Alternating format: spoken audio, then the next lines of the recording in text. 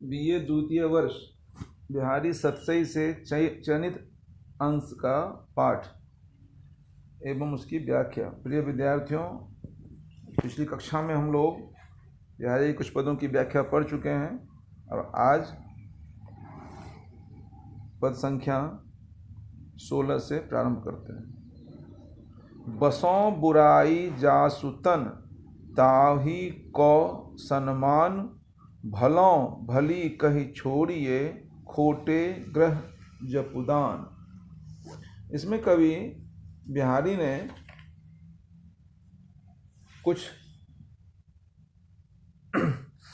लोक व्यवहार का सुंदर चित्रण करते हुए सज्जनों की अपेक्षा दुर्जनों का कैसा सत्कार किया जाता है, अर्थात सज्जनों की उपेक्षा की जाती है और दुर्जनों का सम्मान किया जाता है, उस पर आश्चर्य व्यक्त करते हुए ये इन पंक्तियों के माध्यम से अपने विचार प्रकट किए हैं। कुछ शब्दार्थ देखते हैं हम। जासु, जासु कहते हैं जिसके, सम्मान अर्थात सम्मान, और ग्रह करते हैं नक्षत्र वगैरह को, दान मतलब दान पुण्य। तो कह रहे हैं इसमें बसै बुराई जासुतन। कवि बिहारी कहते हैं इस संसार में जिस व्यक्ति के शरीर में बुराई या अवगुण रहते हैं, अर्थात जो व्यक्ति दुष्ट प्रकृति के होते हैं, दुर्जन होते हैं, लोग उसी का अधिक सम्मान करते हैं। और कह रहे हैं बसे बुराई जासुतन, जिस व्यक्ति के शरीर में बुराई दुर्गुण अवगुण व्याप्त होता है, ताही को सम्मान, समाज में परिवार में उसकी प्रतिष्ठा होती है। कैसे? भलों भली कह छाड़िए खोटे ग्रह जपुदान। कैसे कह रहे हैं? भले या सज्जन व्यक्तियों का वैसा आदर नहीं करते जैसे कि दुर्जन करते हैं। कैसे? खोटे ग्रह जपुदान, जैसे खोटे या बुरे ग्रह होते हैं, उन्हीं की शांति के लिए जप और दान आदि धार्मिक अनुष्ठान किए जाते हैं, धार्मिक विधान किए जाते हैं। कहीं वह ग्रह लोगों के लिए अमंगलकारी न हो और अच्छे ग्रहों के लिए कुछ नहीं किया जाता। कवि का अभिप्राय यह नहीं है कि सज्जनता का परित्याग करके व्यक्ति दुर्जन बने और लोगों का सम्मान प्राप्त करे, अपितु कवि का आशय यह है कि सज्जन व्यक्ति से सभी को सुख प्राप्त तथा दुर्जन से कष्ट प्राप्त होती है। लोगों में दुर्जन का भय बना रहता है, अतः भय के कारण ही उसका सम्मान करते हैं, जबकि सम्मान के असली पात्र तो असली पात्र तो सज्जन होते हैं। भाव यही है, अगर किसी आदमी को शनि का प्रकोप हो जाता है तो लोग उसके लिए विभिन्न प्रकार के पत्थरों, विभिन्न प्रकार के अनुष्ठान करते हैं ताकि वह ग्रह शांत हो जाए। और किसी को मान लीजिए मंगल ग्रह हो जाए, कोई अन्य ग्रह जो उसे नुकसानदायक नहीं है, तो लोग उसे छोड़ देते हैं। अगला पद है अति अगाध अति ओथुरौ नदी कूप सरुबाय, सो ताको सागर जहां जाकी प्यास बुझाए। यहाँ अगाध का अर्थ हुआ गहरा, ओथुरो का अर्थ हुआ उथला या छिछला कह सकते हैं, कूप कहते हैं कुआं को, सर कहते हैं तालाब को, और बाई मतलब हुआ बावड़ी।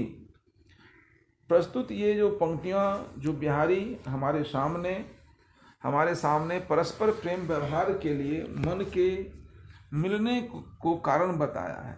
कह रहा है अति अगाध अतु ओथुरो। कवि कह रहे हैं नदी,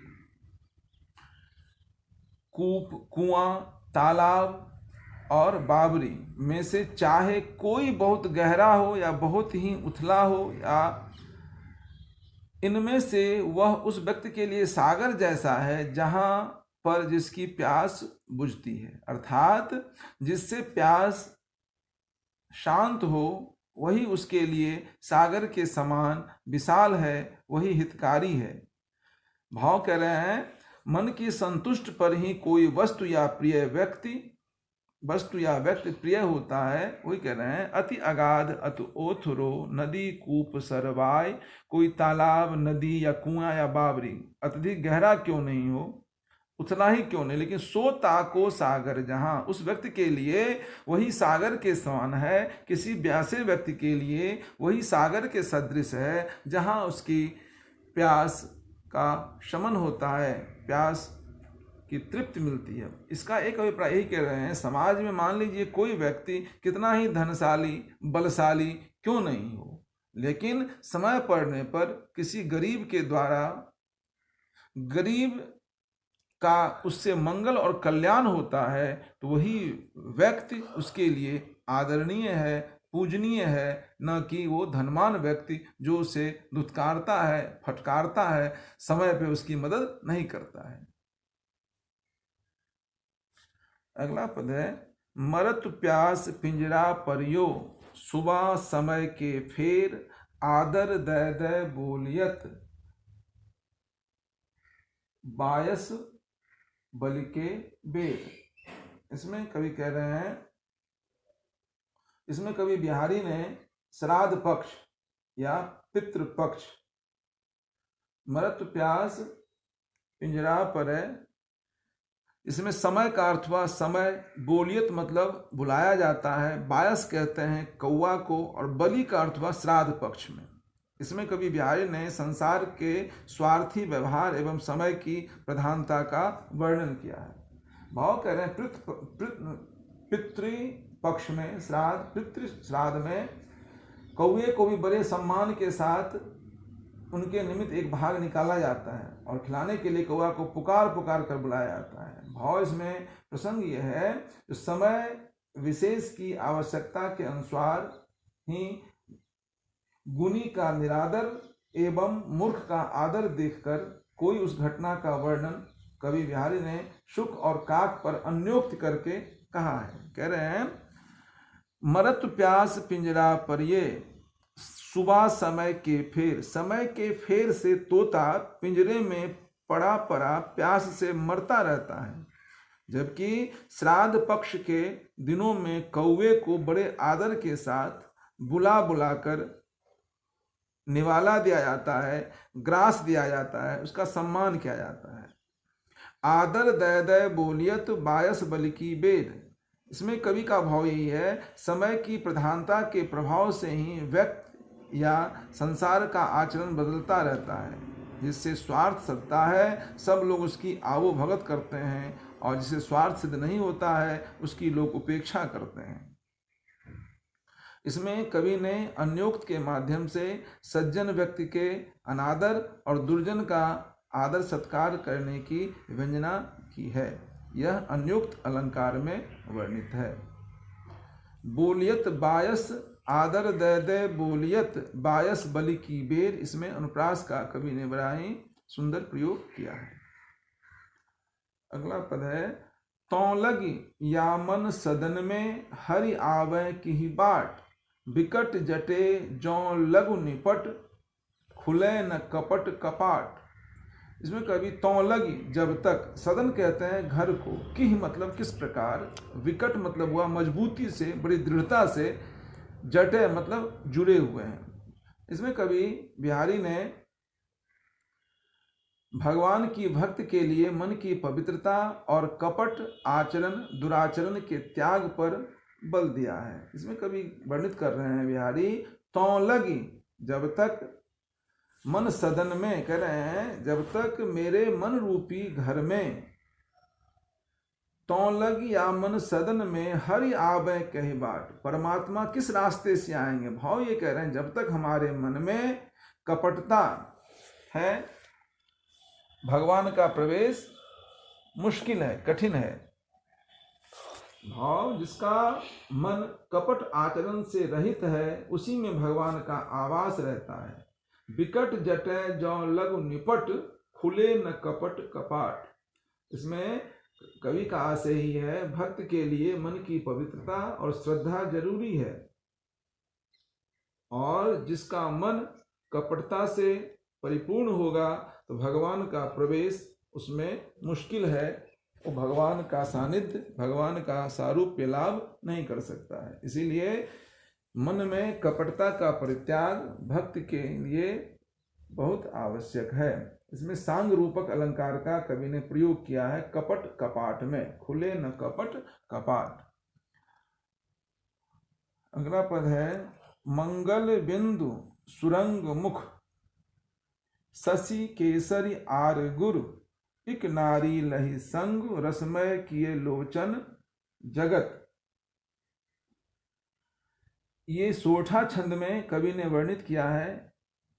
इसमें दो अर्थ चलते हैं श्लेष के रूप में, एक सुंदर स्त्री के माध्यम से और एक ग्रह नक्षत्र के माध्यम से उसकी उपादेयता वर्णित की गई है।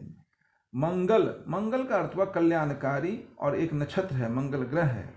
सुरंग मतलब लाल, आर बोलते हैं आरा, तिलक गुरु हुआ बृहस्पति, नारी मतलब स्त्री और एक राशि, रसमय मतलब हुआ प्रेममय जलमय। इस दोहे में बिहारी ने श्रृंगार विलास का वर्णन किया है। नायक ने नायिका को आभूषणों से सजा हुआ देख लिया है, अतः उसके मन में नायिका के प्रति प्रेम उत्पन्न हो गया है। इस कारण वह नायिका की सखी से उसका चमत्कारिक रूप शोभा का वर्णन करता हुआ कहने लगता है, मंगल बिंदु सुरंग मुख शशि केसरी आर गुरु। नायिका के ललाट पर सुंदर लाल बिंद रूपी मंगल, मुख रूपी चंद्रमा